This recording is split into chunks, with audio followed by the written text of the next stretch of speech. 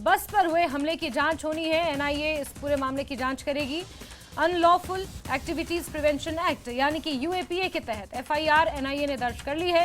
रियासी बस हमले में 9 लोगों की जान गई थी। गृह मंत्रालय ने मामले की जांच अब एनआईए को सौंपी है।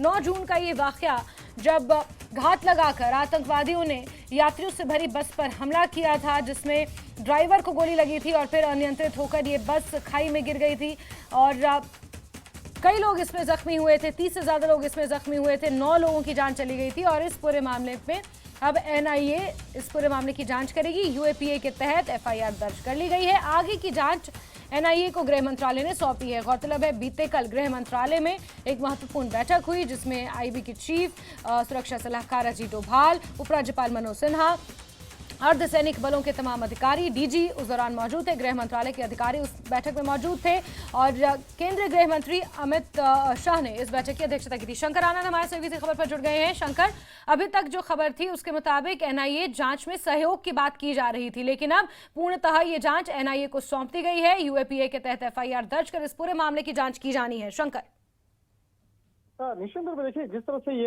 हादसा, जिस तरह से ये आतंकी वारदात देखने को मिला था और आतंकियों के द्वारा सोची समझी साजिश के तहत जिस तरह से हमला किया गया था, तो इस मामले की गंभीरता को देखते हुए जिस तरह से स्थानीय पुलिस के द्वारा इस मामले की शुरुआती तफ्तीश की गई और इस मामले में जिस तरह से आतंकी संगठनों से जुड़े हुए कुछ इनपुट्स जो है वो भी इकट्ठा किया गया, तो उन तमाम इनपुट्स को अब जांच एजेंसी एनआईए के साथ भी साझा किया गया है। और इसी मामले की गंभीरता को देखते हुए जांच एजेंसी के द्वारा अब इस केस को औपचारिक तौर पर टेक ओवर किया जा रहा है और टेक ओवर करने के बाद अब इस मामले में उन तमाम इनपुट्स को शुरुआती तौर पर देखा जाएगा कि स्थानीय पुलिस के द्वारा किन किन सबूतों को इकट्ठा किया गया, किस तरह के इनपुट्स को इकट्ठा किया गया है और क्या क्या महत्वपूर्ण जानकारियां हैं।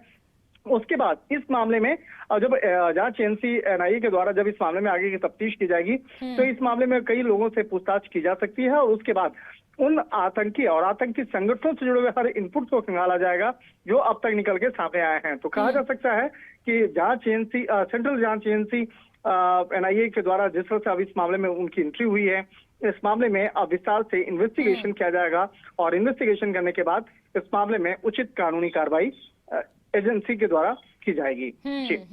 ठीक है शंकर, बहुत शुक्रिया हमारे साथ जुड़ने के लिए और इन अपडेट्स के लिए। तो बड़ा अपडेट यही है कि अब एनआईए इस आतंकी हमले की जांच करेगी। यूएपीए के तहत एफआईआर दर्ज कर ली गई है।